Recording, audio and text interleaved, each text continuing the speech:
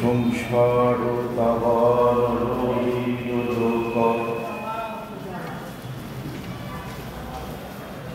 ত্রাণায় কারুণ্য কণাকণত্বং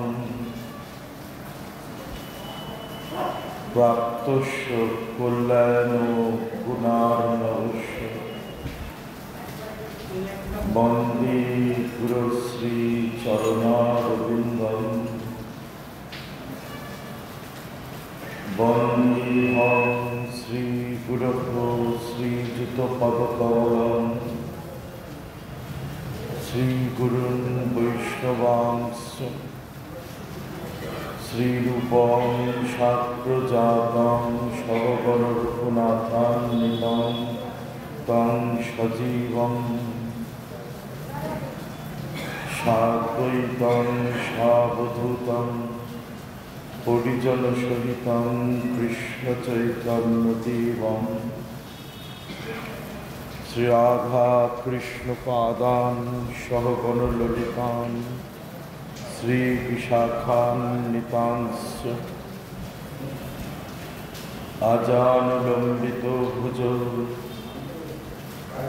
কনকাবদাত সংকীর্তনৈকপিতরৌ কমলায়তাক্ষ বিশ্বম্ভরো দ্বিজবরো যুগধর্মপালৌ বন্দে জগৎপ্রিয়করৌ করুণাবতারৌ অনর্পিতচরিচিরাৎ করুণায়াবতীর্ণ কলৌ সমর্পয়িতুমুন্নত জলরসাং সভক্তিশ্রিয়ং হরিপুরতসুন্দর তুতি কদম্ব সন্দীপিতঃ সদা হৃদয় কন্দরে স্ফুরতু শচীনন্দনঃ আনন্দলীলায় বিপ্রদায় হে মাধবদিব্যচ্ছবি সুন্দরায় তস্मै মহাপ্রেমরসপ্রদায় চৈতন্যচন্দ্রায় নমো নমস্তে ভোগার্জেন সুকাদে দিবিষদ বৃক্ষেন্দুচিন্তাম বৃন্দাং ব্রহ্মসুখং চ সুন্দরতয়া কন্দর্প বৃন্দং প্রভুম বাৎসল্যেন সুমাতৃধেন নিচয়ং বিষ্ণুত্রীণং নন্দিনং নিত্যানন্দমহং নমামি সততং প্রেমার্থী সংবর্ধিনং বর্ধাপীরাভিরামং মৃগমনতিলকং কুণ্ডলাক্রান্তকণ্ঠং গঞ্জাক্ষং কুম্ভকণ্ঠং স্মিত শুভমুখং স্বাধীনস্তপীরুম শ্যামং শান্তং ত্রিভঙ্গং রবিকরবসনং ভূষিতং বৈজয়ন্ত্যা বন্দে বৃন্দাবনস্থান যুবতী শতবৃতং ব্রহ্মগোপালকীশং নমো ব্রহ্মণ্যদেবায় গোব্রাহ্মণহিতায় চ জগদ্ধিতায় কৃষ্ণায় গোবিন্দায় নমো নমঃ তপ্ত কাঞ্চন গৌরাঙ্গী রাধী বৃন্দাবনেশ্বরী বৃষভানুসুতে দেবী তং নমামি প্রিয়প্রিয় প্রেমে পূর্ণিত নয়ন পূর্ণিত চঞ্চল মৃদুগতি নিন্দিতং বদনমণ্ডল চারুনির্মল বচন অমৃত খণ্ডিতং অখিল গুণগণী তারিতে জগজনী মোহে কামি গুরু বঞ্চিতং জয়তি জয় বসুজান্তবা প্রিয় দেহি মে সকলান্তিকং বৃন্দাবৈ তুলসী দেবৈ প্রিয়া বৈ কেশবস্য চ কৃষ্ণ ভক্তি প্রদে দেবী সত্যবত্যৈ নমো নমঃ বাঞ্ছা কল্পতরুভ্যশ্চ কৃপা সিন্ধুভ্যো এব চ পতিতানাং পাবনেভ্যো বৈষ্ণবেভ্যো নমো নমঃ।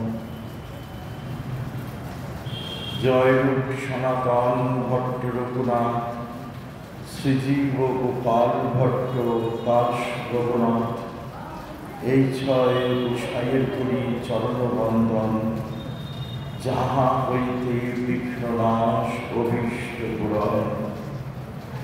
ইষ্টদেব বন্দমোর নিত্যানন্দ রায়, শ্রীগৌরাঙ্গ কীর্তন স্ফুরি যাহার কৃপায়, ইষ্ট গোষ্ঠী সহিতে মহাপ্রভুর জয় জয়, শুনিলে গৌরাঙ্গ কথা ভক্তি লভ্য পায়। সব শ্রোতা বৈষ্ণবী করি চরণে নমস্কার, সবার পদধূলি দেব মস্তকে আমার। শ্রী গুরু ব্রহ্মানন্দ নিতাই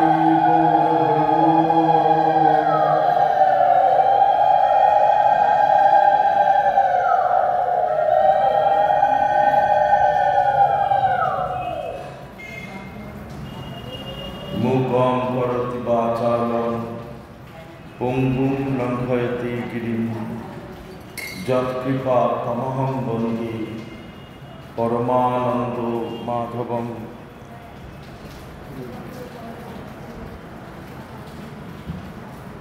পঙ্গুং লঙ্ঘয়তে শৈলং মুখমাবর্তয়েৎ শ্রুতিম যৎকৃপা তমহং বন্দে কৃষ্ণ চৈতন্যমীশ্বরম।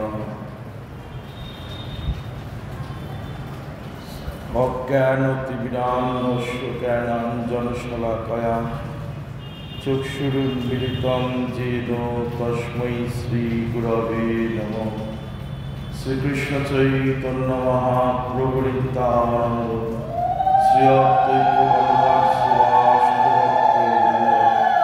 হরে কৃষ্ণ হরে কৃষ্ণ কৃষ্ণ কৃষ্ণ হরে হরে, হরে রাম হরে রাম রাম রাম হরে হরে। জয় জয় জয়।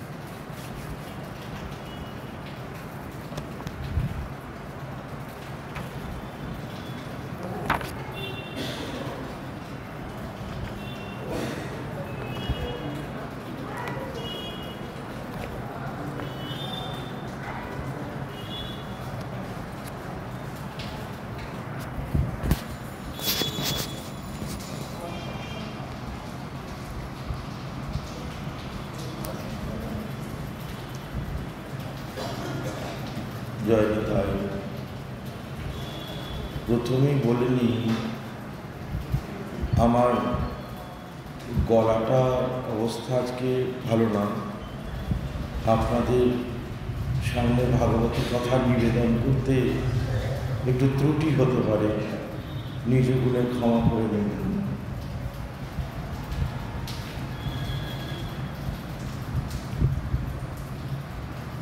পূর্ব রসের গুণ পরে পরে হয়,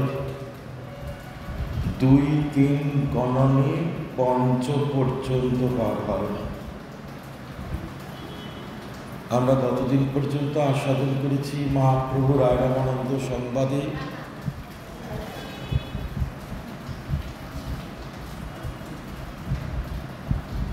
যে দাস্যরস, সখ্যরস এবং বাৎসল্য ভাব। মহাপ্রভু বলেছেন এরোত্তম আগে কবার। আমরা আস্বাদন করেছিলাম শান্ত ভক্তের নিষ্ঠা, দাসের সেবা, সখার নিঃসংকোচ প্রেম এবং বাৎসল্যের তারণ ভৎসন। এই এক একটি রস প্রতিটি বাৎসল্যভাবে এই সবকটি রস রয়েছে। শান্তের নিষ্ঠা যেরকম রয়েছে, দাসের সেবা যেরকম রয়েছে, সখ্যের নিঃসংকোচ সেবা যেরকম রয়েছে, অধিকন্তু বাৎসল্যের রসের মধ্যে কি রয়েছে? নন্দ যশোদাদির প্রেমে তারণ ভৎসন রয়েছে। মানে ভগবানকে সন্তানবৎ জ্ঞান করা। ও তো শিশু, ও তো বালক, গোপাল, ওর কোনো বুদ্ধি নেই, ও কিছু বোঝে না। তাই যশোদামা নন্দ মহারাজের কাছে গোবিন্দ কি, স্বরূপটা কি না অসহায় বালক। অনন্তকোটি বৈকুণ্ঠ নায়ক অনাদিরাদি শ্রী গোবিন্দ, তিনি মা যশোদার কাছে যাকে কেউ পারতে পারে না, এই সমগ্র ব্রহ্মাণ্ড যার একটি লোমকূপে অবস্থান করছেন, তাকে মা যশোদা কি করেছেন? ওই চুল বাঁধার দড়িটা দিয়ে বেঁধে রেখেছেন। কত বড় কথা! ভগবান নিজে বাঁধা না পড়তে চাইলে কারোর পক্ষে কি সম্ভব ভগবানকে বাঁধা? তাই প্রভু আমার মা যশোদার কাছে একদম অসহায় শিশুর মতন। আমরা গতকাল আস্বাদন করেছি মা যশোদা যখন লাঠি নিয়ে গোবিন্দকে মারবেন বলে ছুটছেন, মা দৌড়চ্ছেন, গোবিন্দ দৌড়চ্ছেন, পেছন পেছন মা দৌড়চ্ছেন ছোট লাঠি নিয়ে। আজ তোকে মারবই, প্রত্যেকটা গোপীর ঘরে গিয়ে তুই মাখন চুরি করিস। বাড়িতে এত মাখন থাকতেও নন্দ মহারাজের 9 লক্ষ ধেনু ছিল। 9 লক্ষ ধেনু। তাদের মধ্যে তারা যে দুধ দিত তা পদ্মগন্ধ বিশিষ্ট দুধ। সে দুধে গন্ধ কীরকম না পদ্মগন্ধ বিশিষ্ট। তা থেকে যশোদামা ক্ষীর, ননি, সর গোপালের জন্য করে দিতেন।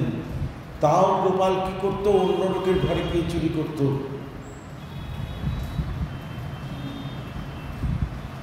প্রতিবেশীরা বলছেন মা যশোদাকে, আরে যশোদা, যশোদা জিজ্ঞেস করছেন, বলছেন গোপাল কেন চুরি করবে রে? গোপালের ঘরে কি দুধ মাখনের অভাব আছে? গোপালের ঘরে কি ননি, দুধ, মাখনের কোনো অভাব আছে যে তোদের ঘরে গিয়ে চুরি করতে যাবে?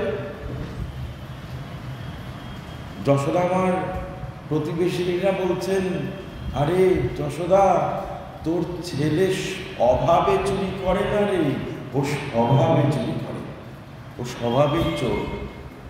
ব্রজে গিয়ে ঠাকুরের নাম কি হয়েছে না? চোর। পদাবলিতে মহাজন বললেন, অপহরতি মনোমেকত্বয়ং কৃষ্ণ চৌরা পুতনা প্রাণ চৌরা বলয় বসন চৌর বাল গোপী জনানাম হৃদয় নয়ন চৌর পশ্যতাম সজ্জনানাম। কি বলছেন না? অপহরতি মনোমেকত্বয়ং কৃষ্ণ চৌরা। এক ব্যক্তি আরেক ব্যক্তিকে বলছেন যে, জানিস আমার মনটা চুরি হয়ে গেছে, আমার মধ্যে আমার মনটা আর নেই। তখন সেই ব্যক্তি বলছেন যে, কোথায় রেখেছিলি মনে আছে? কোথাও রেখেছিলি, তাই নিশ্চয়ই চুরি হয়েছে। মনটা কোথায় রেখেছিলি? বলছে কোথাও রাখিনি, আমার মন আমার মধ্যেই ছিল। ও আচ্ছা। তখন সেই ব্যক্তি জিজ্ঞেস করছেন, কোথাও গেছিলি কি? নিশ্চয়ই কোথাও গেছিলি, সেখানে কিছু একটা হয়েছে। বলছে আমি কোথাও যাইনি, আমি সোজা ওই নন্দালয়ে গেছিলাম, যেখানে ওই শ্রীকৃষ্ণ হয়েছে, ওই নন্দালয়ে গেছিলাম। ওই গোবিন্দকে দর্শন করলাম, ওই শ্রীকৃষ্ণকে দর্শন করলাম, করে নন্দালয় থেকে যখন ফিরে আসছি তখন দেখছি আমার মনটা আমাতে নেই, ওই শ্রীকৃষ্ণের চরণে মিলিত হয়ে গেছে। ওই শ্রীকৃষ্ণের চরণে চলে গেছে, আমার মনটা চুরি হয়ে গেছে। তাই মহাজন বললেন, অপহরতি মনো মেকত্বয়ং কৃষ্ণ চৌরম।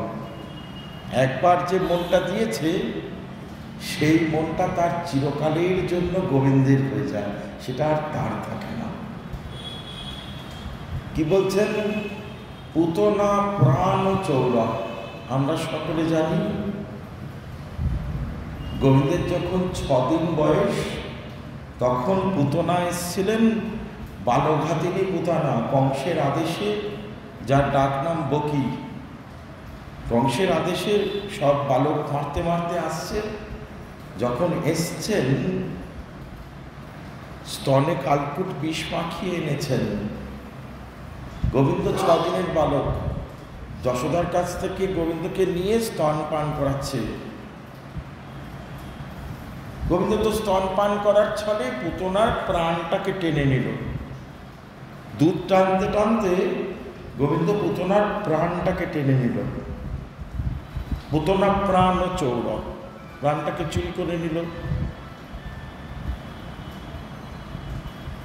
এখন যখন প্রাণটা আকর্ষণ করছে, গোবিন্দ টানছেন, পুতনার প্রাণটাকে যখন ধরে টানছে, পুতনা তখন ছাড় ছাড় বলে চিৎকার করছেন। শ্রীমদ্ ভাগবত বললেন, সা মুঞ্চ মুঞ্চালমতি প্রভাসিনী, চিৎকার করছেন ছাড় ছাড় বলে।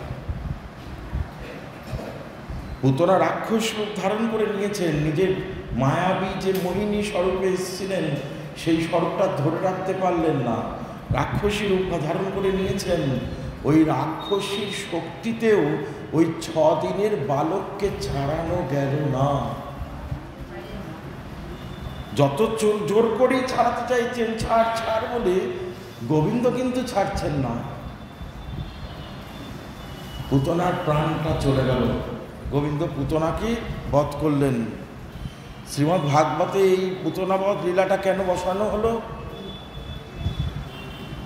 না ঠাকুর যেন বলতে চাইছেন, গোবিন্দ যেন বলতে চাইছেন, ওহে পুতনা, আমি তো পড়েছিলাম মাটির মধ্যে, ভূমির মধ্যে পড়েছিলাম, আমি তো পড়েছিলাম ওই নন্দালয়, আমি তো অবহেলায়, আমি তো শুয়েছিলাম, একা একা পড়েছিলাম, আমি তো তোমায় ডাকিনি পুতনা। আমি কি তোমায় ডেকেছি যে এসো আমাকে কোলে নাও, কোলে নিয়ে তোমার স্তন পান করাও? আমি তো তোমায় ডাকিনি, আমি তো আমার মতন পড়েছিলাম। কিন্তু তুমি নিজে থেকে এসছো, এসে আমাকে যত্ন করে কোলে তুলে নিয়েছো, নিয়ে আমাকে আদর করছো। জেনে রাখো পুতনা, আমাকে কেউ, আমি পড়ে থাকি, কোনো ভক্ত আমাকে, আমি কোনো ভক্তকে ডাকি না, কিন্তু কখনো কোনো ভক্ত যদি একবার আমাকে ভালোবেসে আদর করে কাছে তুলে নেয়, তাহলে তারপরে সে ছাড়তে চাইলেও আমি আর তাকে ছাড়ি না।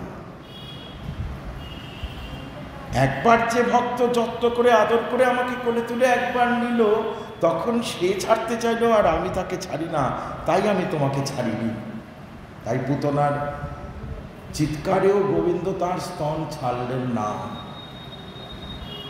তাই বলছেন পদাবলিতে মহাজন বলছেন, পুতনা প্রাণ চৌর, বলয় বসন চৌর ভালো গোপী জনানাম। রসিক শেখর গোবিন্দ ব্রজগোপীর বসন চুরি করেছিলেন। বস্ত্রহরণ বিলার দিনকে গোপীরা স্নান করতে নেমেছেন, সেই সুযোগে গোবিন্দ তাদের বস্ত্র চুরি করে নিয়েছেন। তাই বলছেন বলয় বসন চৌর বাল গোপী জনানাম। আর কি বলছেন?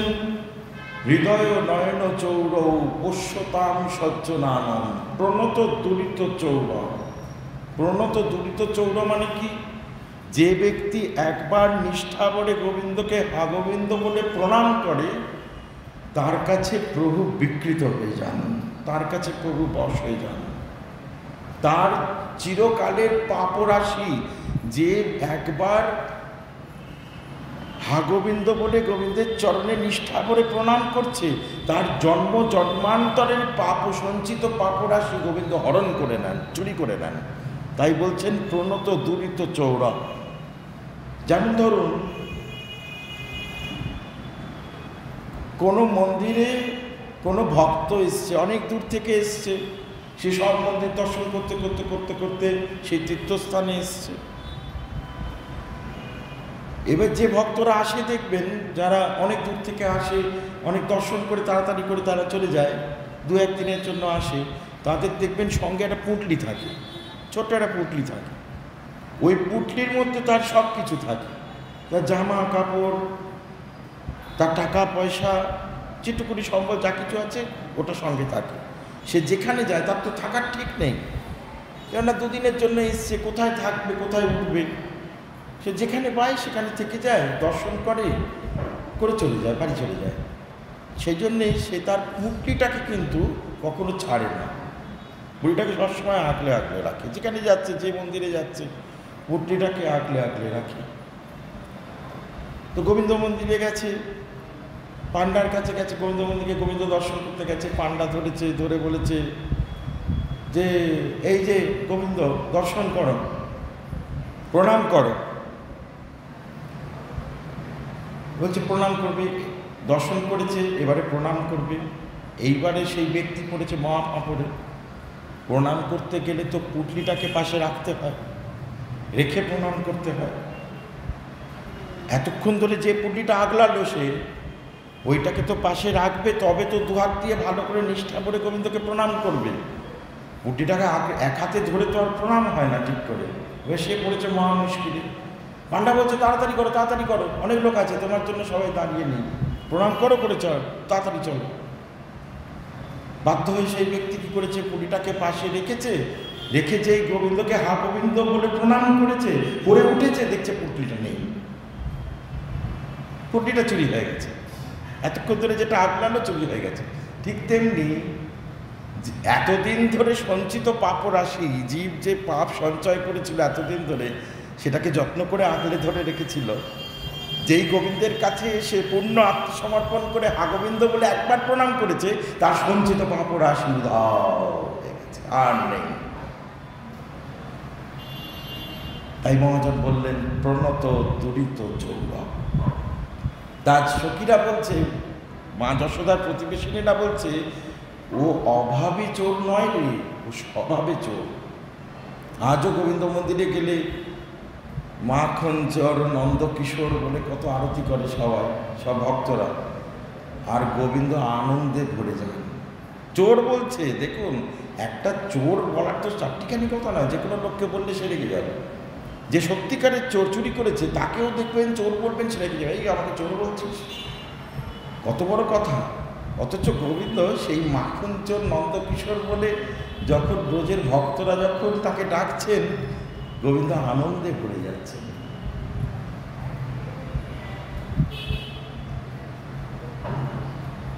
তাই বাৎসল্য প্রেমের পরে প্রভু যখন বললেন ইহোত্তম আগে কহ আর, তখন রায় রামানন্দ বললেন, প্রভু কান্তা প্রেম সর্বসাধ্য সার।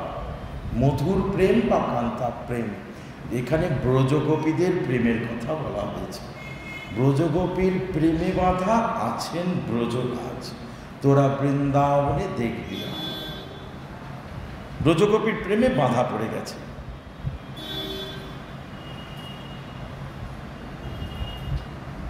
এখন এই ব্রজগোপীর স্বরূপটা কি?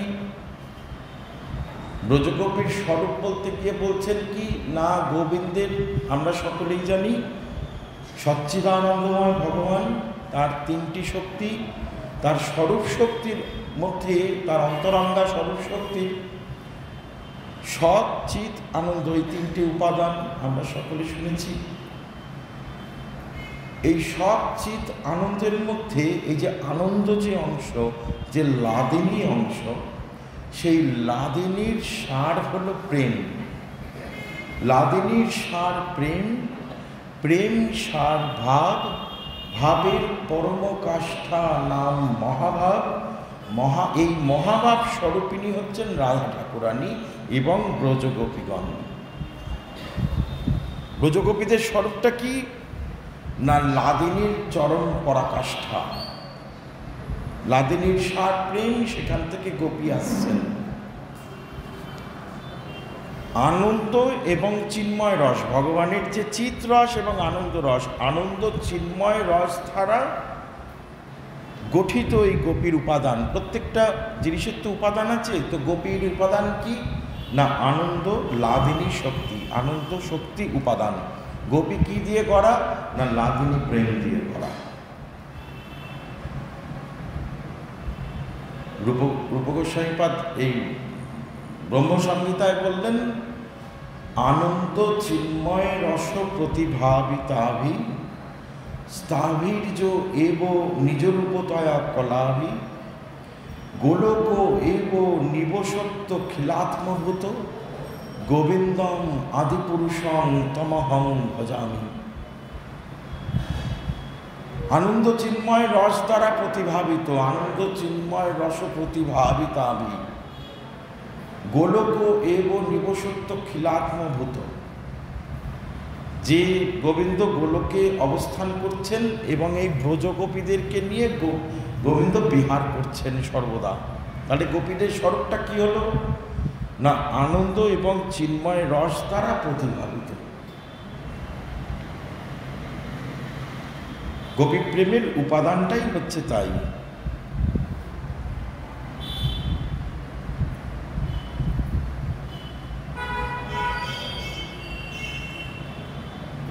রায় রামানন্দ শ্রীমদ্ ভাগবত থেকে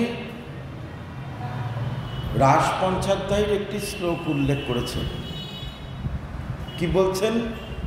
বলছেন গোপীর প্রেম হলো খরস্রোতা নদীর মতন।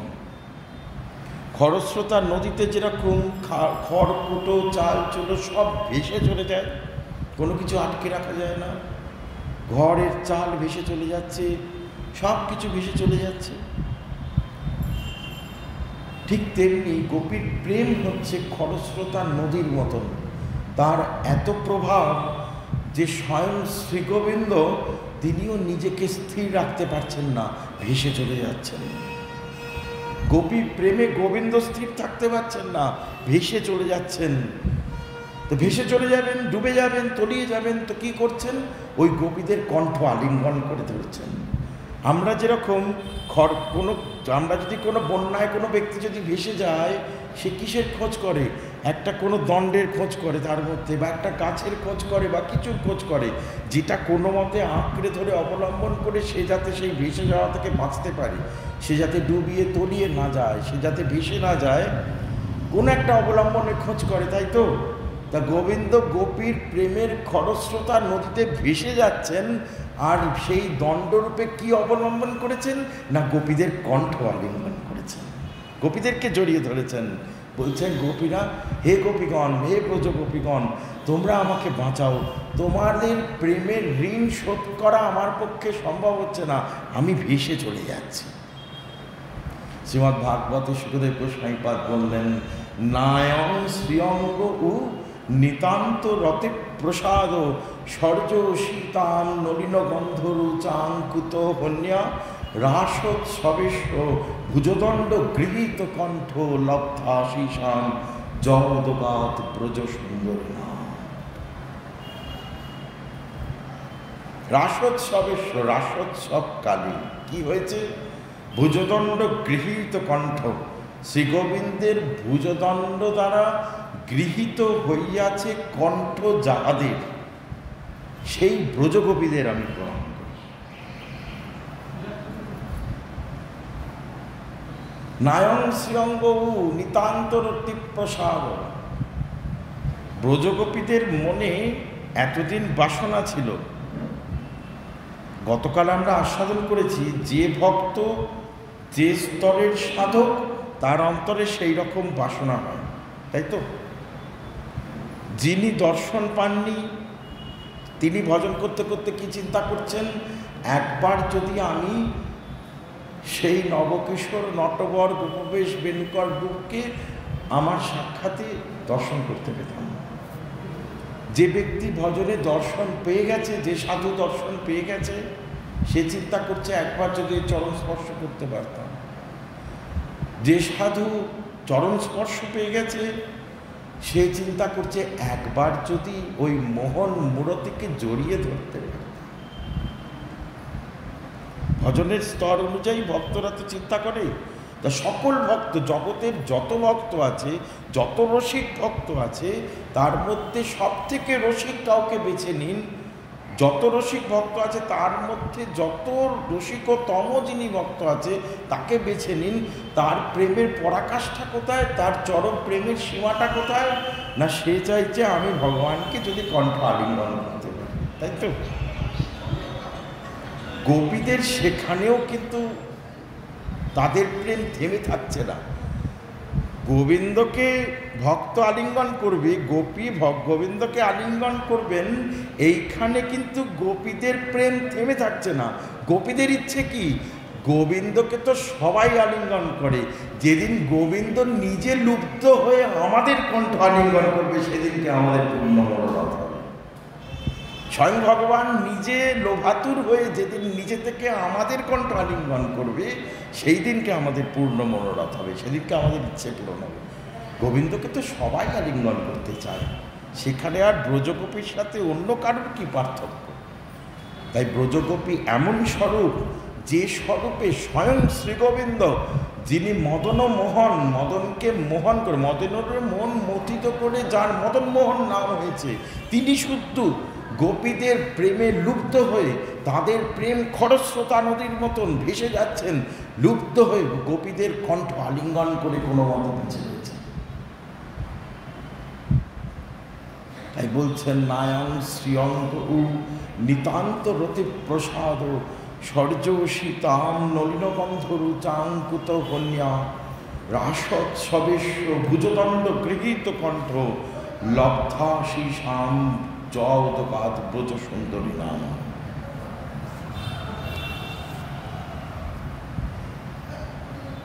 একে হচ্ছে গোপীর স্বরূপ,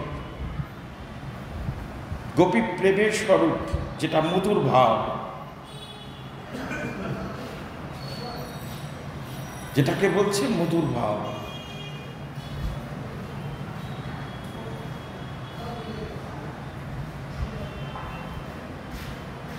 স্বয়ং মা লক্ষ্মীরও বৃন্দাবনে এখনো প্রবেশ হয়নি। মা লক্ষ্মী চেয়েছিলেন রাসে, যেরকম সব দেব দেবতারা চেয়েছিলেন যে রাস দর্শন করবেন, প্রভুর রাস দর্শন করবেন, বিহার দর্শন করবেন, কারুর প্রবেশ হয়নি, স্বয়ং মা লক্ষ্মীরও প্রবেশ হয়নি। কেন? কেননা ওই ব্রজগোপীর আনুগত্য নেন। ব্রজগোপীদের আনুগত্য বিনা, মঞ্জরি আনুগত্য বিনা রাসোৎসবে কারুর প্রবেশের অধিকার নেই। তাই আজও মা লক্ষ্মী ওই বেলবনে তপস্যা করছেন গোবিন্দকে পাওয়ার জন্য। বাবা মহাদেব, দেবাদিদেব মহাদেব, তাঁরও প্রবেশ ছিল না। দেবাদিদেব মহাদেব রাসোৎসবে প্রবেশ করতে যাচ্ছেন, সবাই আটকে দিয়েছে যে আপনি ঐশ্বর্যের মূর্তি, এখানে প্রবেশ নেই। বলছি তাহলে কি করব? আমার তো খুব ইচ্ছে হচ্ছে প্রভুর রাস দর্শন করার। রাধারানী ললিতা সখীকে ইঙ্গিত করেছেন। ললিতা সখী বাবা মহাদেবকে গোপী মন্ত্রে দীক্ষা দিয়েছেন। বাবা মহাদেব যমুনায় স্নান করেছেন, তাকে গোপী ভাবে সাজিয়েছেন। তখন বাবা মহাদেব প্রবেশ করছেন, বলে বাবা প্রবেশ করছেন, তখন তার নাম কি হয়েছে? না গোপেশ্বর মহাদেব। আজও বৃন্দাবনে যার দর্শন আছে। আজকে এই রাধানাথের এখানে মহাদেবকেও গোপীশ্বর ভাবে খুব সুন্দর করে সাজানো হয়েছে। মহাদেব যখন প্রবেশ করছেন, ভোলে বাবা যখন প্রবেশ করছেন, তখন প্রভু বললেন, আরে এসো এসো গোপেশ্বর। সেই থেকে গোপেশ্বর মহাদেব। গোপীকে ঈশ্বর করেছেন যিনি, তিনি গোপেশ্বর মহাদেব। গোপীর আনুগত্য বিনা রাসোৎসবে প্রবেশ নেই। গোবিন্দ যখন বাঁশি বাজান, তখন বাঁশির বিভিন্ন সুর আছে। একটি বাঁশির সুরকে বলে আকর্ষণী বংশী, একটি বাঁশির সুরকে বলে সম্মোহিনী বংশী, আর একটিকে বলে আনন্দিনী বংশী। বাঁশি যখন এক একটা বাঁশি তো এক এক রকমভাবে বাজে, গোবিন্দের বাঁশির বিভিন্ন রকমের সুর রয়েছে। আকর্ষণী বংশী মানে কি? সম্মোহনী বংশী মানে কি? যখন গোবিন্দ সম্মোহিনী বাঁশি বাজান, তখন গরু বাছুর হাঁ করে শোনেন। গরু বাছুরকে বাঁধার মন্ত্র। তারা দুধ খেতে খেতে তাদের গাল বেয়ে দুধ পড়ে যায় যখন গোবিন্দ সম্মোহিনী বংশী বাজান। আনন্দিনী বংশী যখন বাজান, তখন যমুনার জল উথাল পাথাল হয়, স্থাবরে প্রেম খেলে যায়। যত স্থাবর আছে, যত ব্রজের তরুলতা আছে, সেই পাতা ফুল সব নাচতে থাকে। যমুনার জল উথাল পাতাল হয়, স্থাবরে প্রেমের শিহরণ খেলে যায় যখন আনন্দিনী বংশী বাজে, যমুনার জল যখন তরঙ্গ প্রবাহিত হয়। আর আকর্ষণী বংশী কি? এটা একমাত্র ব্রজগোপীদের জন্য, আর কেউ শুনতে পায় না। যেটা রাসে প্রভু বাজিয়েছিলেন, ভগবান পিতারাত্রি শারদোৎফুল্ল মল্লিকা বিক্ষরন্তম মনশ্চক্রে যোগম হায়াম আশ্রিতা। প্রভু রাসের দিনকে, আজকে পূর্ণিমা, আজকে রাস, তাই একটুখানি আস্বাদন করছি। গোবিন্দ আকর্ষণী বংশী বাজিয়েছেন, সেই বাঁশি কে শুনল? একমাত্র গোপী শুনল, আর কেউ শুনল না। গোপীরা ছুটে চলেন।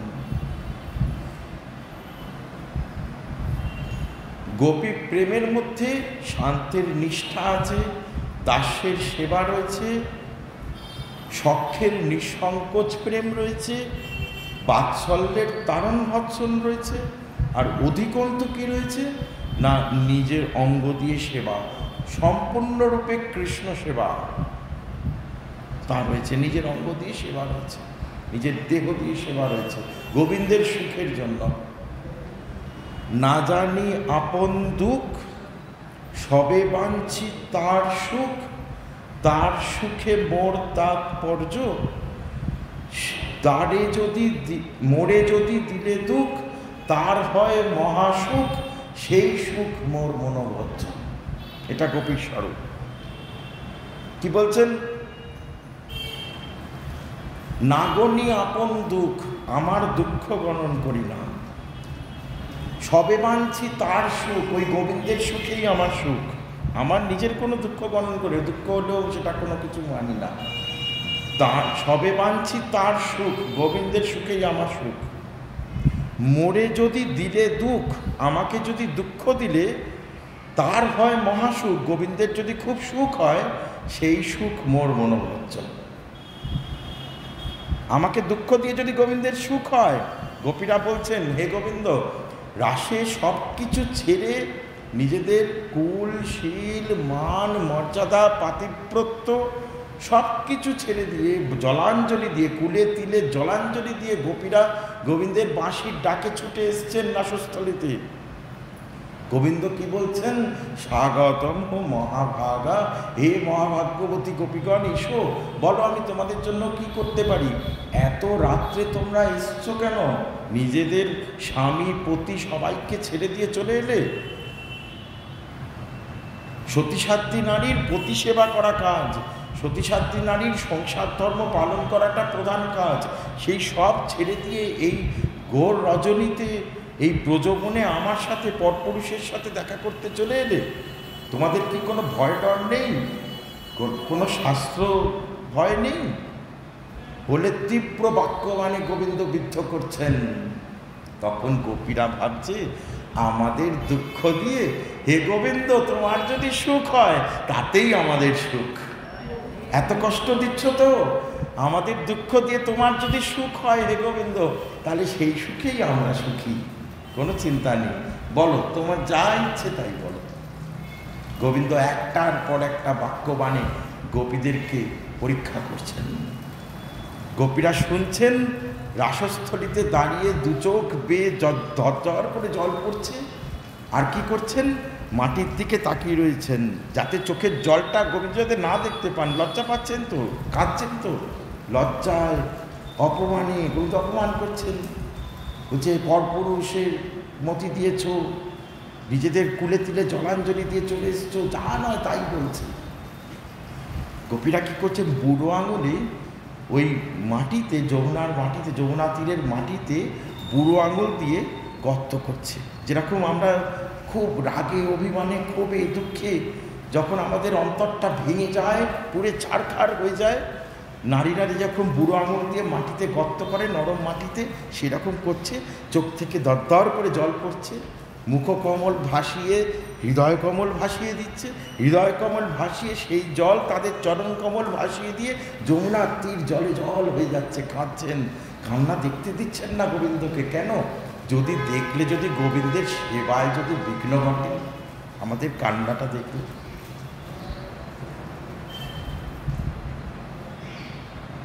গোবিন্দ যখন রাসোৎসবে অন্তর্ধান হয়ে গেছেন, প্রসমায় প্রসাদায় তত্রৈব অন্তর্ধিয়ত, রাধারানীর মান প্রসাদ করবেন বলে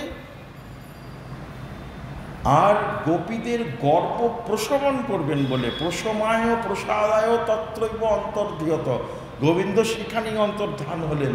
তখন গোপীরা যখন খুঁজছেন ব্রজবনে, এই বন থেকে ওই বনান্তরে যখন গোবিন্দকে খুঁজছেন, গোপীগীত যখন গাইছেন, তখন বলছেন প্রত্যেকটা গাছের কাছে গেছে। প্রথমে বড় বড় গাছের কাছে গেছে, বট, অশ্বত্থ, যারা উচ্চ মাথা উঁচু করে দাঁড়িয়ে রয়েছে তাদের কাছে গেছে, গিয়ে বলছে হে বট, হে অশ্বত্থ, তোমরা, তোমাদের তো অনেক উঁচু অবধি তোমরা সব দেখতে পাও, অনেক দূর পর্যন্ত দেখতে পাও, তোমরা কি দেখতে পাচ্ছ আমাদের প্রাণবল্লভ কোথা দিয়ে কোন পথ দিয়ে গেছেন? দাঁড়িয়ে রইলেন, কোনো উত্তর পেলেন না। এগিয়ে চলছেন, দেখছেন কতগুলো ছোট ছোট ফুলের গাছ, তুলসী গাছ হয়ে রয়েছে, তাদেরকে জিজ্ঞেস করছেন, তারা প্রকৃতি স্বরূপা বৃক্ষ, বট অশ্বত্থ হচ্ছেন পুরুষ স্বরূপ বৃক্ষ, যেহেতু তারা আকারে আকৃতিতে বড়, আর ছোট ছোট ফুল গাছ, তুলসী গাছ, এগুলো হচ্ছেন প্রকৃতি স্বরূপা বৃন্দাদেবী। এনাদেরকে জিজ্ঞেস করছেন যে হে চম্পা, হে চামেলি, তোমরা কি দেখেছো আমাদের প্রাণবল্লভ কোন রাস্তা দিয়ে গেছেন, কোন পথ দিয়ে গেছেন ব্রজবনে? তিনি কি যেতে যেতে তার ওই কোমল করকমল দিয়ে আপনাদেরকে স্পর্শ করতে করতে গেছেন? তাহলে দয়া করে বলে দাও আমাদের প্রাণবল্লভ কোন দিকে গেছেন। তাকে ছাড়া আমাদের প্রাণ তো আমাদের দেহে আর নেই, আমাদের এই শূন্য দেহ, প্রাণটা চলে গেছে, শূন্য দেহে পড়ে রয়েছে আমরা, বলে দাও। একে বলে গোপী প্রেম, একে বলে কান্তা প্রেম। রাধামানন্দ যখন গোপী প্রেম, কান্তা প্রেমের কথা বলছেন, তখন গৌরসুন্দর বললেন এই সাধ্যাবধি সুনিশ্চয়, এটাই সাধ্যের অবধি, এ শুধু সাধ্য সার নয়। হে রাধামানন্দ, তুমি যে বললে কান্তা প্রেম সর্বসাধ্য সার, আমি বলছি শুধু সর্বসাধ্য সার নয়, এ হচ্ছে সাধ্যের অবধি, এর ওপরে আর কিছু নেই। কিন্তু তোমার মুখে শুনতে খুব ভালো লাগছে, যদি আরো কিছু থাকে তো বলো। রাধামানন্দ বলছেন আমি বিনা যন্ত্র, তুমি বিনাধারী। আমি যদি বিনা যন্ত্র হই, আমার বুকটা যদি বিনা যন্ত্র হয়, তুমি হচ্ছ বিনাধারী, তুমি বাজাচ্ছ, আমি তো যন্ত্রবৎ, আমার নিজে নিজে বাজার কোনো ক্ষমতা নেই। বিনাধারী তুমি বাজাচ্ছ, হৃদয়ে প্রেরণ করো, মুখে কহাও বাণী। আমার তো নিজের কোনো তো কিছু বলার ক্ষমতা নেই, তুমি যা বলাচ্ছ তাই বলছে। তাই কান্তা প্রেমের পরেও যে কেউ কিছু জিজ্ঞেস করতে পারে, এ আমার কোনো বিশ্বাস ছিল না। যে কান্তা প্রেমের পরেও যে কিছু হতে পারে সেটা যে কেউ জিজ্ঞাসা করতে পারে, সেটা প্রভু তুমি যখন জিজ্ঞাসা করছো তখন তোমাকে বলছি রাধা প্রেম সাধ্য শিরোমণি। লাদেনি সার প্রেম, প্রেম সার ভাব, ভাবের পরম কাষ্ঠা নাম মহাভাব। মহাভাব স্বরূপিণী রাধা ঠাকুরানী, সর্বগুণ খনি কৃষ্ণকান্তা শিরোমণি। মহাভাব দিয়ে তার তৈরি করা গোপী, সেই গোপী প্রেমের উপাদান কি, গোপীর উপাদান কি না মহাভাব। মহাভাব দিয়ে তৈরি গোপী, সেই গোপীরা যদি নদীবৎ হন, মহাজন বলছেন রাধা প্রেম আর গোপী প্রেমের মধ্যে পার্থক্য কি না, গোপী প্রেম যদি নদীবৎ হন, রাধা প্রেম তাহলে সাগরবৎ। সব নদ নদী যেরকম সাগরে গিয়ে মেশে, তেমনি সব গোপীর প্রেম, সখী মঞ্জরী গোপীর প্রেম, কৃষ্ণ প্রেম, তারা সবাই গিয়ে ওই রাধারানীর রাধা প্রেম রূপ মহাসাগরে গিয়ে মিলিত হচ্ছে। বলছেন গোপী প্রেম নদীপথ, রাধারানীর প্রেম হচ্ছে সাগরবৎ। কিরকম পার্থক্য দেখুন, গোপীদের রাসে কিন্তু পূর্ণ মনোরথ হয়ে গেছে, তাদের কিন্তু পূর্ণ মনোরথ। কিরকম, তারা কি বলছে, ওই যে নায়ং শ্রীঅঙ্গ শ্লোকে বলা আস্বাদন করলাম, যে অনুগ্রহটা বলছে স্বর্গের পদ্মগন্ধ বিশিষ্ট দেবরমণী যারা আছেন, যারা পদ্মগন্ধ বিশিষ্ট যারা রয়েছেন, এমনকি মা লক্ষ্মী পর্যন্ত, অরুন্ধতী, যারা অরুন্ধতী আদি যত রমণী রয়েছেন, স্বর্গের রমণী, এবং তাদের সকলের অধিষ্ঠাত্রী দেবী মা লক্ষ্মী পর্যন্ত যে অনুগ্রহটা পাননি, সেটা গোপীরা পেয়েছে। কি অনুগ্রহ না, গোবিন্দ নিজে থেকে তাদের কণ্ঠ আলিঙ্গন করেছে। মা লক্ষ্মীও এই অনুগ্রহ কখনো পাননি, নিজে থেকে প্রভু কখনো মা লক্ষ্মীর কণ্ঠ আলিঙ্গন করেনি। এতটা বিলাস, এতটা প্রেম, নিজে থেকে লুপ্ত হয়ে, ও গো গোপী তোমাদের প্রেমে আমি ভেসে যাচ্ছি, তোমাদের কণ্ঠটা আমাকে দাও, আমি অবলম্বন করে বাঁচি। এই অনুগ্রহ, এতটা অনুগ্রহ ভগবানের আর কারোর প্রতি হয়নি গোপীরা ছাড়া। তাই গোপীদের পূর্ণ মনোরথ হয়ে গেছে, গোপীদের মনের সব আশা পূরণ হয়ে গেছে। গোপীদের সব আশা যেখানে পূরণ হয়, সেখানে রাধারানীর রাধা প্রেম শুরু হয়। গোপীদের যখন পূর্ণ মনোরথ, সব তাসাং মধ্যে দয়র দয়, রাসের মধ্যে যখন গোবিন্দ বিহার করছেন গোপীদের নিয়ে, শ্রীমদ্ ভাগবত বললেন তাসাং মধ্যে দয়র দয়, দুই দুই গোপী এক এক কৃষ্ণ, তাই তো? দুই দুই গোপী মাঝখানে এক এক কৃষ্ণ নিয়ে গোবিন্দ বিহার করছেন রাসমণ্ডলীতে, সবার কণ্ঠ আলিঙ্গন করেছেন। গোপীদের পূর্ণ মনোরথ হয়ে গেছে, তারা নিজেদেরকে ভাবছেন যে আমরা আজকে এই ভূব্রহ্মাণ্ডে আমাদের থেকে বড় ভাগ্যবতী, আমাদের থেকে বড় সৌভাগ্যবতী আর কোনো রমণী নেই। মা লক্ষ্মীও যে অনুগ্রহ পাননি সেটা আমরা পেয়েছি, গোবিন্দ আমাদের কণ্ঠ আলিঙ্গন করেছে, পূর্ণ মনোরথ।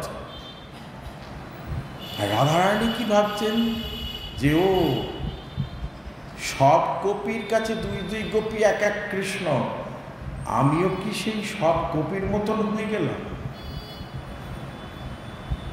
আমি সর্বক্ষণী কৃষ্ণকান্তা শিরোমণি, আমারই কায়ব্যূহ বিস্তার করে আমি সব গোপী করেছি, তারা সবাই মিলে গোবিন্দ সেবা করছে, তাহলে আমার কোনো আলাদা কোনো বিচার নেই। রাধারানীর মান হল সব গোপী আর আমি এক, আমি বিশ্ববানু রাজনন্দিনী পিয়ারি শ্রীজি মহারানী, আমার থেকেই গোপী প্রেমের উৎপত্তি। যত জগতে যত গোপী প্রেম আছে, যত সখী প্রেম, যত মঞ্জরি আছে, তারা সবাই আমার আনুগত্যে গোবিন্দের সেবা করে। যত প্রেম তার উৎসস্থল হচ্ছে আমি, অথচ আমাকে উপেক্ষা করে গোবিন্দ কি করছেন, সব গোপীদের সাথে বিহার করছেন। এটা তো হতে পারে না, এটা তো কখনো হতে পারে না। তাই রাধারানীর মান হয়েছে। তখন কি করেছেন, রাধারানী রাসস্থলী থেকে সরে গেছেন। ব্যাপারটা কীরকম দাঁড়ালো জানেন, যেমন ধরুন দুটি পাত্রে দুধ গরম হচ্ছে, গোপীদের কি হলো, কৃষ্ণ প্রেম, গোবিন্দ কণ্ঠ আলিঙ্গন করেছে, তাদের মন ভরে গেছে। আর রাধারানীর কিন্তু তাতে তো মন ভরেই নি, উল্টে মান হয়েছে। সেখান থেকে প্রেম শুরু হচ্ছে। দুটো পাত্রে দুধ গরম হচ্ছে, একই রকম আঁচ, একই রকম আগুন, দুটো পাত্রে দুধ গরম হচ্ছে। একটা পাত্রে দুধ উথলে উঠে পড়ে গেল, আর একটা পাত্রের দুধটা জমে ক্ষীর হয়ে গেল। এই যে পাত্রের দুধটা উথলে পড়ে গেল সেটা হচ্ছে গোপী প্রেম, গোপীদের পূর্ণ মনোরথ হয়ে গেছে। আর যে পাত্রের দুধটা জমে ক্ষীর হয়ে গেল সেটা হচ্ছে রাধারানীর প্রেম। এইখানে গোপী আর রাধারানীর মধ্যে পার্থক্য। গোপীরা মহাভাবের স্বরূপ, রাধারানীর স্বরূপটা কি মাদনাক্ষ মহাভাব। মহাভাবের অনেকগুলো ভাগ আছে তো, মদনাক্ষ, মাদনাক্ষ, তার মধ্যে মাদনাক্ষ মহাভাব স্বরূপিনী রাধা ঠাকুরানী। মাদনাক্ষ মহাভাব কাকে বলে না, ছোট করে বলছি, আমাদের হাতে সময় খুবই কম। পূর্বরাগ এবং মিলনে, পূর্বরাগের সময় এবং মিলনে যার প্রেমটা একই রকম, মানে পূর্বরাগের সময় যে আস্বাদন, মিলনে যখন সম্ভোগের সময় একই আস্বাদন, একে বলে মাদনাক্ষ মহাভাব। সেই মাদনাক্ষ মহাভাব একমাত্র এই মানে বিশ্ব ব্রহ্মাণ্ডে, এই অনন্তকোটি ব্রহ্মাণ্ডের মধ্যে একমাত্র রাধারানীর মধ্যে এই মাদনাক্ষ মহাভাবটা ছিল, আর কারোর মধ্যে ছিল না। সেই জন্য বলছেন রাধারানীর প্রেমটা হচ্ছে সাগরবদ্ধ।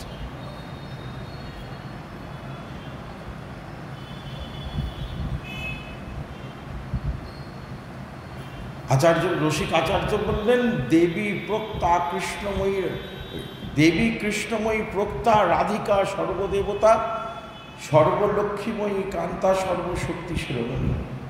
লক্ষ্মীময়ী শব্দের ব্যাখ্যা করছেন কৃষ্ণদাস কবিরাজ গোস্বামীপাদ। কৃষ্ণময়ী, কৃষ্ণময়ী শব্দের ব্যাখ্যা করছেন কবিরাজ গোস্বামীপাদ। কৃষ্ণময়ী শব্দের অর্থ কি করছেন? কৃষ্ণ যার ভিতরে বাহিরে, যাহা যাহা নেত্র পড়ে তাহা কৃষ্ণ স্ফুরে। রাধারানীর অন্তরটা কৃষ্ণময়, বাইরেটা কৃষ্ণময়। যাহা যাহা নেত্র পড়ে তাহা কৃষ্ণ স্ফুরে। যেখানে যেখানে চোখ পড়ছে সেখানে গোবিন্দ ছাড়া আর কিছু রাধারানী দেখেন না, আর কিছু বোঝেন না। যার অন্তরে কৃষ্ণ, বাইরে কৃষ্ণ। যে যোগী মহাত্মারা, সাধুরা, মুনি ঋষিরা বছরের পর বছর তপস্যা করছেন কিসের আশায়? যে ওই গোবিন্দের পাদপদ্মের এক মুহূর্ত, এক কণা অনুভব যদি আমার অন্তরে স্থাপন হয়, এক মুহূর্তের জন্য যাতে আসে। ওই শ্রী গোবিন্দের মোহন মূর্তিটা যদি এক মুহূর্তের জন্য আমার অন্তরে যাতে স্ফুরণ হয়, সেই আশায় যোগী মুনি ঋষিরা বছরের পর বছর বনে তপস্যা করছেন, ঊর্ধ্বপদে হেঁটমুণ্ডে তপস্যা করছেন। কি না, ওই গোবিন্দ এক মুহূর্তের জন্য আমার হৃদয়ে এসে স্ফুরণ হন, পাচ্ছে না। তারা চেষ্টাটা কি তাদের? বিষয় থেকে মুহূর্তের জন্য মনটাকে সরিয়ে নিয়ে গোবিন্দে দেওয়া, এটাই তাদের তপস্যার বিষয়। তাদের ভজন কেন করছে? আমরা সবাই ভজন কেন করি? যোগী মুনি ঋষিরা ভজন কেন করছেন? না, মুহূর্তের জন্য এই জাগতিক বিষয় থেকে মনটাকে সরিয়ে যাতে আমি গোবিন্দের পাদপদ্মে এক মুহূর্তের জন্য হলেও দিতে পারি, সেই জন্য সাধন করছেন। আর রাধারানী কি করছেন? রাধারানী কি করছেন? এক মুহূর্তের জন্য তার চেষ্টা হচ্ছে আমি এক মুহূর্তের জন্য গোবিন্দের থেকে মনটাকে সরিয়ে বিষয়ে দিই। এও পারছে না, ও পারছে না। মা পূর্ণবাসী দেবী নান্দিমুখীকে বলছেন যে, হে নান্দিমুখী, দেখো, যাকে হৃদয়ে এক মুহূর্তের জন্য স্ফুরণ করার জন্য, যে গোবিন্দকে এক মুহূর্ত হৃদয় স্ফুরণ হওয়ার জন্য যোগী মুনি ঋষিরা বছরের পর বছর তপস্যা করছেন, সেই গোবিন্দকে নিজের অন্তর থেকে এক মুহূর্তের জন্য বার করার জন্য, বিষয়ে মন দেওয়ার জন্য রাধারানী তপস্যা করছেন। এও পারছে না, ও পারছে না। প্রত্যাহিত মুনিক্ষণং বিষয়ত যস্মিন মনোধৃত সতী। মুনিরা বিষয় থেকে মনটা সরিয়ে গোবিন্দের পাদপদ্মে দেওয়ার চেষ্টা করছে, পারছে না। রাধারানী কি করছেন? গোবিন্দের থেকে মনটা সরিয়ে এক মুহূর্তের জন্য বিষয় দেওয়ার চেষ্টা করছেন, তা পারছেন না। মানে কৃষ্ণ প্রেমের এত জ্বালা। রাধারানীর তো অন্তর কৃষ্ণময়, বাহির কৃষ্ণময়, কৃষ্ণ ছাড়া তো আর কিছু নেই। রাধারানী ভাবছেন, বাবা, এই কৃষ্ণপ্রেমের এত জ্বালা আর সহ্য করা যাচ্ছে না, এই কৃষ্ণটা আমার অন্তর থেকে চলে গেলে ভালো হয়। সারাক্ষণ তো কৃষ্ণ নয়, একে বলছে রাধা। অনায়া রাধিত নুনং ভগবান হরিশ্বর জন্য বিহায় গোবিন্দ প্রীত চামনান্ত্র। শ্রীমদ ভাগবতে বললেন অনায়া রাধিত মানে কি, গোবিন্দ দ্বারা আরাধিত হয়েছেন যিনি, তিনি হচ্ছেন রাধিকা। রাধিকা কাকে বলে? স্বয়ং গোবিন্দ যাকে আরাধনা করে তিনি হচ্ছেন রাধিকা। সবাই তো গোবিন্দকে আরাধনা করে, আর গোবিন্দ কার আরাধনা করেন? ওই রাধা ঠাকুরানীর আরাধনা করেন। গোবিন্দের যখন ইচ্ছে হয়েছিল যে আমি আমার রস আস্বাদন করব, রাধা প্রেমটা কিরকম সেটা বুঝবো, কৈচ্ছন্ন রাধা প্রেমা কৈচ্ছন্ন মধুরিমা কৈচ্ছন্ন সুখেতে হভোর। স্বয়ং গোবিন্দ বিশ্বান্বিত হয়ে গেছেন, অনন্তকোটি বিশ্বের অধিপতি, যার কাছে কিছু অজানা নেই, কিছু অজ্ঞেয় নেই, তিনিও বিস্ময়ে অভিভূত হয়ে যাচ্ছেন যে রাধারানীর এই প্রেমটা কেমন প্রেম। না জানি রাধার প্রেমে আছে কত বল, যে প্রেমে আমায় সদা করে বিহবল। রাধিকার প্রেম গুরু আমি শিষ্য নট, সদা আমায় নানা নৃত্যে নাচায় উদ্ভট। না জানি রাধার প্রেমে আছে কত বল, যে প্রেমে আমায় করে বিহবল। রাধিকা প্রেম গুরু আমি শিষ্য নট, সদা আমায় নানা নৃত্যে নাচায় উদ্ভট। গোবিন্দ রাধারানীর প্রেমে যেমন নাচায় তেমনি নাচে। জানে যত ব্রজবাসী জানে ব্রজাঙ্গনা, সবে জানে তুয়া মন্ত্রে মোর উপাসনা। গোবিন্দ বলছেন রাধারানীকে 84 ক্রোশ এই রাই বৃন্দাবনের সেবা, যত কিছু লীলা খেলা রাধে তোমারই মহিমা। 84 ক্রোশ এই যে বৃন্দাবনের সীমা, রাধারানীকে গোবিন্দ বলছেন রাই তো সব তোমারই মহিমা। জানে যত ব্রজবাসী জানে ব্রজাঙ্গনা, সবে জানে তুয়া মন্ত্রে মোর উপাসনা। আমার উপাসনা হয় রাধারানীর মন্ত্রে।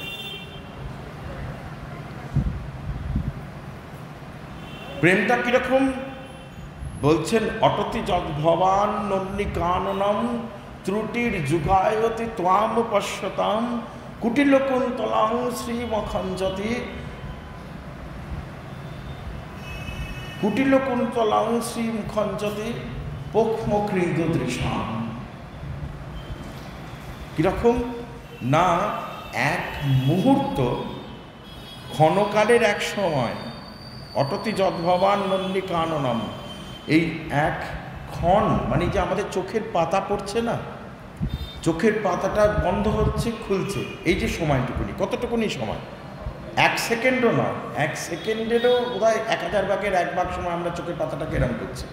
সেইটুকুনি সময় এই যে চোখের পাতা পড়ছে, সেই সময় আমাদের কিছুটা অদর্শন, আমাদের চোখটা বন্ধ থাকলে অদর্শন, চোখটা খুললে সেটা আমরা দর্শন হয়।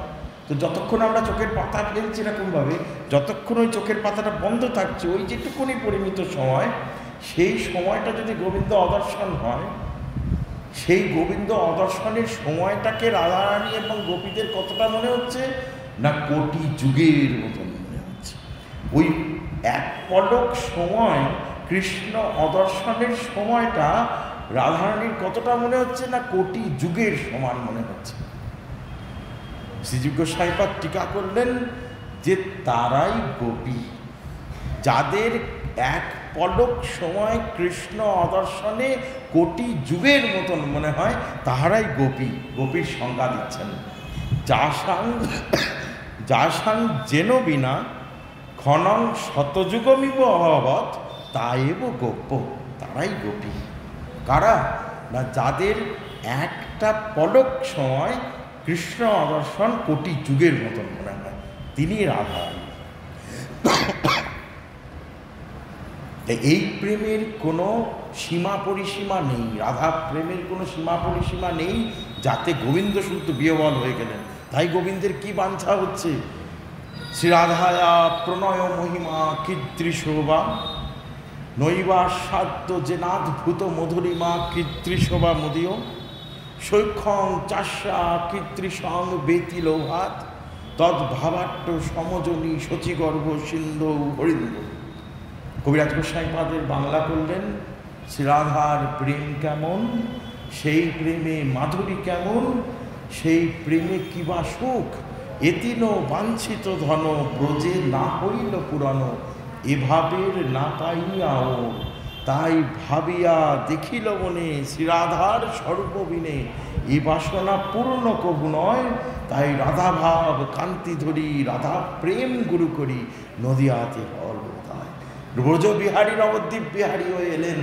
তার স্বাদটা কী ছিল, বাসনা কী ছিল? ওই রাসোৎসব সময় রাস করতে করতে গোবিন্দের মনে এই তিনটে বাঞ্ছা এসেছিল, রাধারানীর প্রেমটা আমি বুঝতে পারছি না।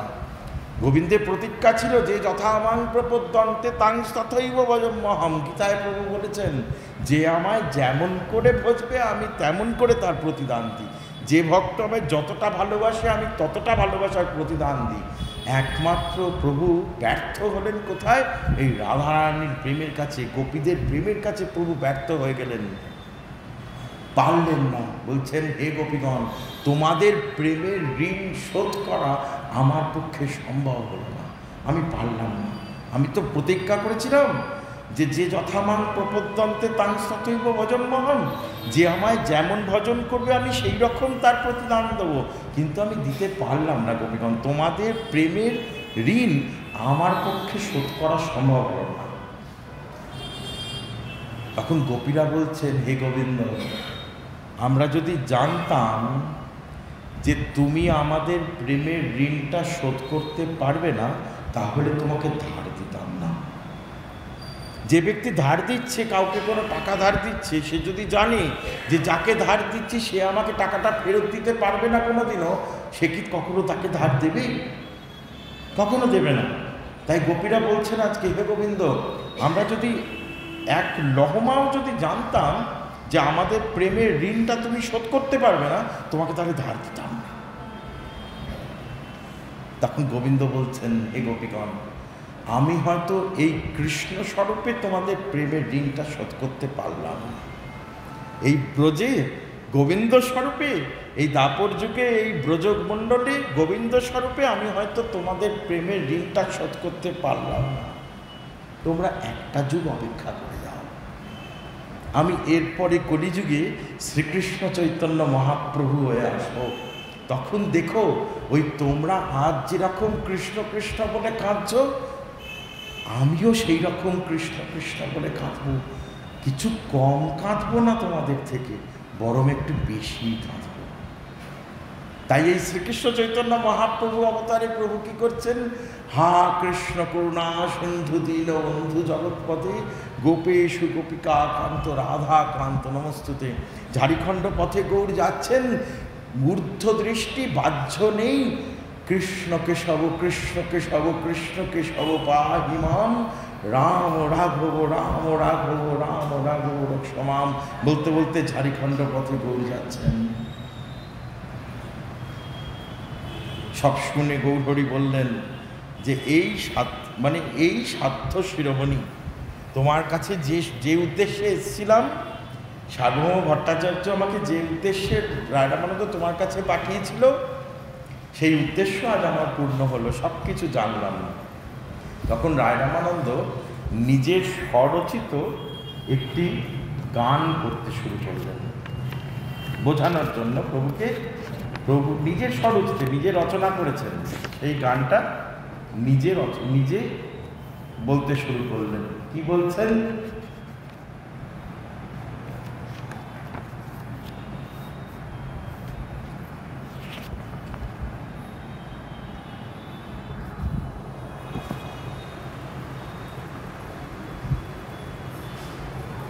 বলছেন যে নাশ রমন না হাম রমন, দুহু মন মনোভাব পেশ হলো চান। নাশ রমন না হাম রমণী, দুর্মন মনোভাব পেশ হলো জানি। রাধারানী যখন বৃষভানু রাজার ঘর আলো করে এসছেন, মা কীর্তিদার কোল জুড়ে বৃষভানু রাজার ঘর আলো করে রাধারানী যখন রাধাষ্টমী তিথিতে এসছেন, তখন রাধারানীর চোখ খুলছেন না। প্রথমে চোখ খোলেনি, সবাই ভাবছে কি অন্ধ মেয়ে হলো আমাদের, চোখ খুলছেন না, কেউ জানে না কি হয়েছে। এখন রাধারানী হয়েছে, লালি হয়েছে, বৃষভানু রাজা সবাইকে নেমন্তন্ন করেছে, নন্দ মহারাজকে নেমন্তন্ন করেছেন। মা যশোদা গোপালকে কোলে করে নিয়ে নন্দালয় থেকে এসছেন বর্ষানাতে, যাবতীয় এসছেন, গোপালকে কোলে নিয়ে দাঁড়িয়ে আছেন। সবাই রাধারানীকে দেখছে, স্বর্ণ কান্তি, হ্যাঁ, তপ্ত কাঞ্চন গৌরাঙ্গী স্বরূপ, যেন উজ্জ্বল আভা বেরোচ্ছে, এত সুন্দর। যার সৌন্দর্যাদি গুণ বাঁধছে লক্ষ্মী পার্বতী, যার সৌন্দর্যাদি গুণ বাঁধছে লক্ষ্মী পার্বতী, এত সৌন্দর্য। লক্ষ্মী পার্বতীও প্রার্থনা করেন যদি রাধারানীর মতন সৌন্দর্য যদি আমরা পাই, এত সৌন্দর্য, রূপ ঠিকরে পড়ছে। সবাই দেখছে। লালা মা যশোদার কোলে ছিল, রাধারানীর চোখ বন্ধ। সবাই চিন্তা করছে, ভাবছে যে মেয়েটা কি অন্ধ হলো? কখন যে লালা মা যশোদার কোল থেকে নেমে গেছে কেউ জানে না। নেমে গিয়ে কি করেছে, ওই ছোট্ট রাধারানী তার গুটি গুটি পায়ে হামাগুড়ি দিয়ে, গোবিন্দ তো তখন ছোট, গুটি গুটি পায়ে হামাগুড়ি দিয়ে যখন স্পর্শ করেছে, তখন গোবিন্দের স্পর্শে যখন বুঝতে পেরেছে যে আমার প্রাণবধূ এসছে, তখন রাধারানী চোখ খুলেছে। প্রথম দেখবে কাকে? গোবিন্দ ছাড়া কাউকে দেখবে না, প্রথম দেখা। যখন প্রাণবধূ স্পর্শ করেছে, যখন প্রাণবধূর অঙ্কগন্ধ নাসিকায় এসছে, স্পর্শতে বুঝতে পেরেছে যে আমার প্রাণবধূ এসে আমাকে স্পর্শ করেছে, তখন চোখটা খুলেছে। রাধারানী বলছেন সেই দিন থেকে শুরু হয়েছে আমার আর তোমার প্রেম, সেই দিন থেকে শুরু হয়েছে। তারপরে অনন্তকাল ধরে সে প্রেম শুধু বেড়েই গেছে, বেড়েই গেছে, ক্রমবর্ধমান, তার কোনো শেষ নেই। এই বাড়ার কোনো শেষ নেই, প্রেম বেড়েই যাচ্ছে, বেড়েই যাচ্ছে, বেড়েই যাচ্ছে, আজও বাড়ছে। রাধারানী কৃষ্ণ প্রেম বাড়তে বাড়তে কি হয়েছে? নাশ রমণ নাম রমণী। আজকে রাধারানী আর গোবিন্দের বিলাস হচ্ছে, রাধারানীর অন্তরটা কৃষ্ণময় হয়ে গেছে। কৃষ্ণ কৃষ্ণ বলতে বলতে রাধারানীর অন্তরটা কৃষ্ণময় হয়ে গেছে। রাধারানী নিজেকে আর কৃষ্ণের মধ্যে কোনো রকম কোনো ভেদ দেখতে পাচ্ছেন না। আর গোবিন্দ তার অন্তরটা রাধা রাধা করতে করতে তার অন্তরটা রাধাময় হয়ে গেছে। গোবিন্দ নিজেকে আর রাধারানীর মধ্যে কোনো পার্থক্য করতে পারছেন না। তাই বলছেন, ও রমণ নয় আমিও রমণী নই, ও কৃষ্ণ নয় আমিও রাধা নই, আমাদের মধ্যে কে রাধা কে কৃষ্ণ সেই স্বরূপটাই আর নেই। নাশ রমণ নাম রমণী, একেই বলা হচ্ছে বিলাস বিবর্ত। এটাই স্বরূপটাই, এই বিলাস বিবর্ত স্বরূপ, এই মূর্তিটাই হচ্ছেন আমার বৈষ্ণব। রাধা শ্যাম নব ঘন মন ছোড়া, রাই অঙ্গ ছটা লেগে শ্যাম গোড়া, এই সেই হল। যেই রায়রামানন্দ এই গানটা করেছে, নাশ রমণ নাহাম রমণী দুহুমন মনোভাব পেশ হলে জানি, গৌরহরি কি করেছে, সামনে থেকে রায়রামানন্দ মুখটা চেপে ধরেছে, চুপ কর, মুখটা চেপে, নিজে ধরা পড়ে যাচ্ছে তো, নিজের স্বরটা চলে আসছে, নিজের তো সেই স্বরূপটা বিলাস বিবর্ত মূর্তি। রায়রামানন্দ যেই গানটা করেছে মুখটা চেপে ধরেছে যাতে প্রকাশ না হয়ে যায়, মুখটা চেপে ধরেছে। তখন রায়রামানন্দ বলছে, প্রভু তোমার ভারী ভুড়ি এবারে ছাড়ো তো, বলো তো তুমি কে? পহিলে দেখিল তোমার সন্ন্যাসী স্বরূপ, প্রথমে দেখলাম তুমি সন্ন্যাসী, পরে দেখি তোমার শ্যাম গোপরূপ, তারপরে প্রথমে দেখলাম তোমার সন্ন্যাসী স্বরূপ, তারপরে দেখলাম তোমার শ্যাম গোপরূপ, তুমি মুরারিধারী বংশী ধরে রয়েছে, বংশীধারী। তারপরে দেখছি তোমার ওই নীলবর্ণ ওই ইন্দ্র নীলমণি সম যে শ্যামঙ্গ সেটা ঢেকে কে এলো না ওই স্বর্ণ পঞ্চালিকাময় একটা বর্ণ এসে গেল, রাধারানী এসে গেল সামনে। তোমার স্বরূপটা এবারে বলো তো, আর ভারী বুড়ি ছাড়ো। গৌরহরি বলছে না না ওইসব কিছু নয়, তুমি তো ভক্ত, তো তুমি তো রসিক ভক্ত। যে কৃষ্ণ ভক্ত হয় তার সর্বত্র কৃষ্ণ স্ফুরণ হয়, কন কন কনমে কৃষ্ণ দিকতা হয়। যে কৃষ্ণ ভক্ত হয় তার প্রতিটি কণায় কৃষ্ণ দর্শন হয়, সেটাই তোমার হচ্ছে। আমার মতো এইসব কিছু নেই। রামানন্দ বলছেন তোমার ভারী বুড়ি এবারে ছাড়ো তো দেখি। আমি পরিষ্কার দেখেছি, প্রথমে সন্ন্যাসী দেখলাম, তারপরে দেখছি কৃষ্ণ, তারপরে দেখছি রাধারানী সেই কৃষ্ণের ওপরে অঙ্গকান্তি ধারণ করেছে। মহাপ্রভু তখন খুশি হয়ে মুচকি মুচকি হাসতে হাসতে রায় রামানন্দকে সেই রসরাজ মহাভাব মূর্তিতে দর্শন দিলেন। সেই রসরাজ মহাভাব মূর্তিতে রায় রামানন্দকে প্রভু দর্শন দিলেন। দেখো আমি কি। যখন দর্শন দিয়েছেন রায় রামানন্দ তখন অচৈতন্য হয়ে গেছেন। কেন অচৈতন্য হলেন? প্রথমে কি দেখেছিলেন? সন্ন্যাসী স্বরূপ। তারপরে কি দেখছেন না সেই সন্ন্যাসী স্বরূপের মধ্যে শ্যাম গোপরূপ। তারপরে দেখছেন রাধারানী তার উপরে আচ্ছাদন করেছেন, নিয়ে গৌর হলো। তারপরে দেখছে ওই গৌর সুন্দর যে সন্ন্যাসী বেশটা, তারপরে দেখছে তার উপরে নিতাই চাঁদের আবরণ। ওই যে সন্ন্যাসী স্বরূপটা নিতাই চাঁদের আবরণ। গোবিন্দকে আচ্ছাদন করেছেন কে? রাধারানী, তাই তো? রাধা ভাব কান্তি অঙ্গীকার করে রাধার প্রতিটি অঙ্গ, রাধার শ্যামের প্রতিটি অঙ্গকে রাধারানীর প্রতিটি অঙ্গ আচ্ছাদন করেছেন, একটি বিন্দুও বাকি নেই। এইবারে সন্ন্যাসী স্বরূপে গৌর যখন সংকীর্তন করতে করতে যখন আচার খাচ্ছেন, লুটোপুটি খাচ্ছেন, তখন অনঙ্গমঞ্জরীর প্রাণে ক্ষোভ এল। অনঙ্গমঞ্জরীর প্রাণে ক্ষোভ এল। অনঙ্গমঞ্জরী কি চিন্তা করছেন যে আমার প্রাণের শরীর অঙ্গে ব্যথা লাগছে, আমি তার উপরে একটা আবরণ দেব। রাধারানী গোবিন্দের উপরে আবরণ দিয়েছিলেন, সেটাই সন্ন্যাসী স্বরূপ।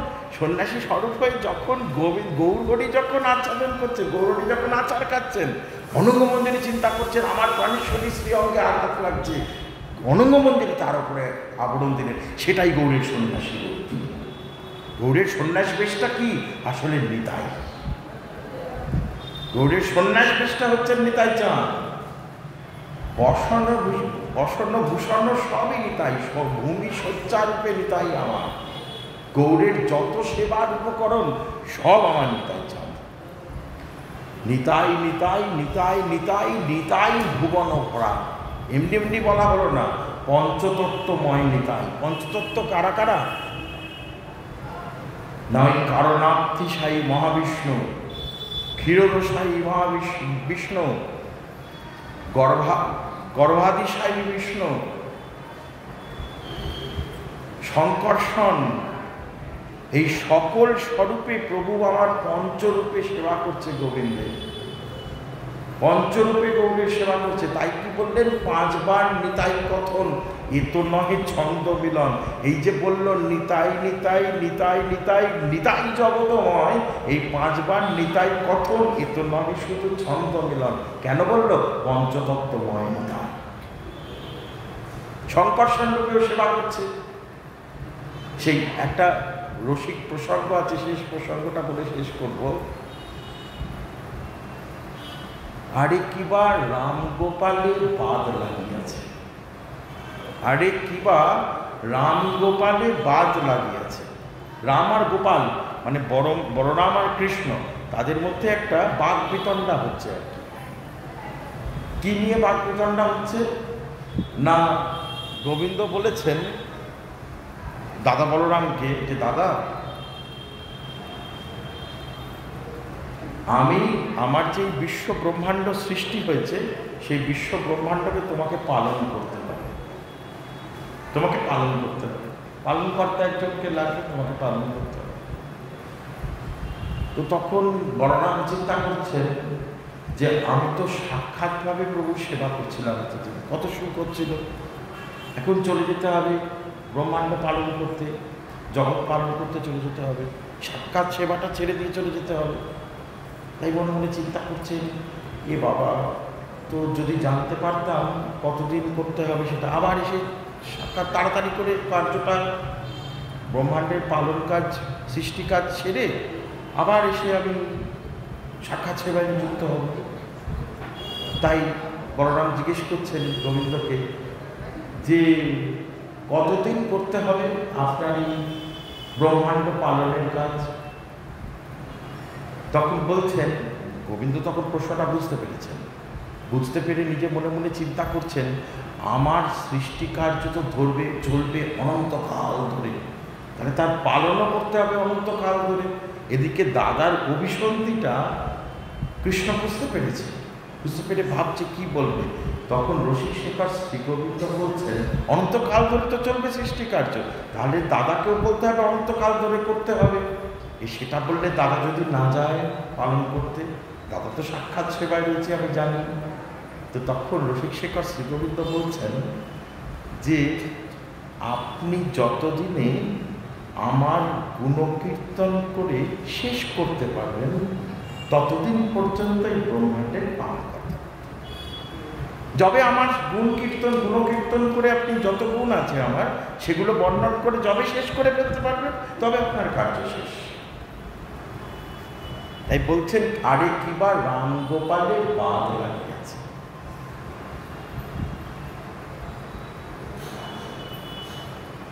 বাদ লাগিয়েছে।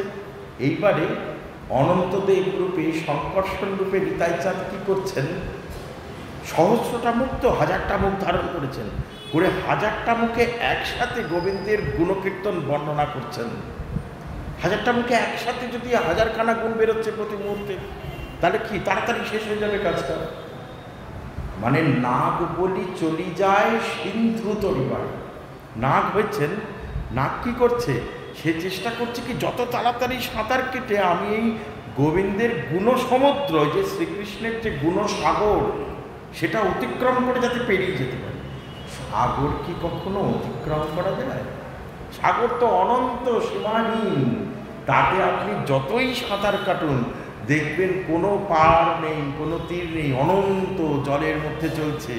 ঠিক সেই রকমই শ্রীকৃষ্ণের গুণরাশিও তো অনন্ত, সেইটা যে ব্যাখ্যা করবে সে অনন্ত কাল ধরে ব্যাখ্যা করবে, তার তো কোনো শেষ নেই। তাই বলছেন যে নাগ বলি চলে যায় সিন্ধু তরিবারে। 1000টা মুখে একসাথে এতগুলো গুণ কীর্তন করছেন, তার মানে কি ওই নাগ রূপে তাড়াতাড়ি করে সাঁতার কাটছেন গোবিন্দের গুণসমুদ্রে।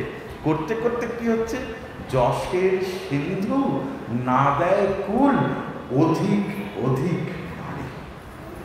যশের সিন্ধু, কৃষ্ণ যশের সিন্ধু, না দেয় কুল, সে তো আর কুল দিচ্ছে না, সে কি করছে, অধিক অধিক বাড়ছে, প্রতি মুহূর্তে বাড়ছে। যত গুণ কীর্তন করছে তত গুণ বেড়ে যাচ্ছে। তাই নিতাই চাঁদ কি করছেন, বলছে পঞ্চরূপ ধরি করে কৃষ্ণের সেবন। গৌরের যত সেবার উপকরণ, যত সেবার দ্রব্য, যত ভাব, সব আমার নিতাই চাঁদ।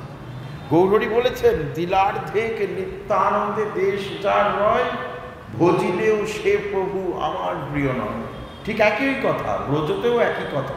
ব্রজের কথাটা কি বলছে না, ব্রজে বলছেন গোবিন্দ কি বলছেন, যে ওই রাধারানীর প্রেম, ওই রাধিকা প্রেম গুরু আমি শিষ্য নট, আমায় যেরকম নাচাই আমি তেমনি নাচি। বলছেন আমি রাধারানীর আনুগত্যে থাকি, আমি কিশোরীর দাস, মুই পিতবাস, ইহাতে সন্দেহ যার, কোটি জন্ম যদি আমারে ভজয় বিফল ভজন তার। বলছে তো গোবিন্দ কি বলছেন, আমি কিশোরীর দাস, মুই পিতবাস, ইহাতে সন্দেহ যার। আমি যে রাধারানীর দাস সেটাতে যার সন্দেহ, রাধারানী আনুগত্য ছাড়া যদি কেউ কৃষ্ণ ভজন করতে আসে, কোটি জন্ম যদি সে আমায় ভজয় বিফল ভজন তার। বলছেন ঠিক একই প্রতিজ্ঞা গৌরস্বরূপে কি বলছেন, তিলার্ধে নিত্যানন্দে দেশ যাহার রয়, ভজিলেও সে কবু আমার প্রিয় নয়। একটা তিলের অর্ধেক পরিমাণ যদি নিতাই চাঁদে বিদ্বেষ যদি কারুর থাকে, ভজিলেও সে কবু আমার প্রিয় নয়। আর নিতাই চাঁদ কি বলছেন? গৌর বলছেন নিতাইকে ভজতে, বলছেন সবাই মিলে নিতাই ভজ। তিলার্ধে নিত্যানন্দের দেশ যার রয়, ভজিলেও সে তবু আমার প্রিয় নয়। রাঘব পণ্ডিতকে গোপনে নিয়ে গেছে, পানিহাটিতে গোপনে নিয়ে গিয়ে রাঘব পণ্ডিতকে বলছি, শুনো শুনো ওহে রাঘব, তোমায় গোপ্য কই, আমারও দ্বিতীয় নাই নিত্যানন্দ। গোপন কথা তোমাকে বলছি, আমার দ্বিতীয় নেই। লোচন দাস চৈতন্য মঙ্গলে লিখলেন, অভিন্ন চৈতন্য তনু ঠাকুর অবধূত। মহাপ্রভু আর নিতাই চাঁদের মধ্যে কোনো ভেদ নাই, অভিন্ন চৈতন্য তনু একই, ঠাকুর অবধূত। গৌরহরি কি বলছেন? নিতাই চাঁদকে ভজ। আর নিতাই চাঁদ আমার কি বলছেন? ভজ গৌরাঙ্গ, কহ গৌরাঙ্গ, লহ গৌরাঙ্গের নাম রে, যে জন গৌরাঙ্গ ভজে সে হয় আমার। নিতাই বলছে গৌর ভজ, গৌর বলছেন নিতাই ভজ। তাই রায় রামানন্দ আজকে কি দেখছেন?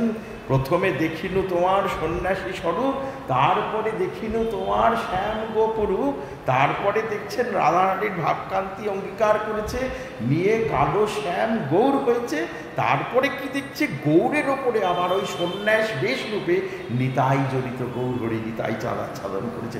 এই দেখে রায় রামানন্দ অচৈতন্য হয়ে পড়লেন, আর নিতে পারলেন না, থাকতে পারলেন না। এই স্বরূপ দেখে রায় রামানন্দ নিতে পারলেন না। এরপরে আরও অনেক কথা আছে। গৌরসুন্দর তাঁর স্পর্শে রায় রামানন্দকে আবার চৈতন্য সম্বোধন করলেন। তারপরে আরও প্রশ্নোত্তর আছে। সময়ের অভাবে আজকে আমাদের শেষ দিন, আমরা এরপরে আর অগ্রসর হতে পারলাম না। আমরা গৌরহরি অবধি আমরা আস্বাদন করলাম। সবাই মিলে নিতাই গৌর চরণে আমরা প্রার্থনা করি, যাতে আমাদের নিতাই গৌর চরণে যাতে ভক্তি হয়, ভালোবাসা হয়, প্রেম হয়। এই আপনারা সকলে মিলে কৃপা করবেন। এই অধম পতিত, এই নিতাই চাঁদের সেবক দাস, যাতে নিতাই চরণ কখনো ছাড়া না হয়, তার নামে যাতে বিশ্বাস আসে, আপনারা দয়া করে আমাকে আপনাদের কৃপা বর্ষণ করবেন। এই বলে এবারের মতন ভগবত কথা এখানে শেষ। জয় জয়।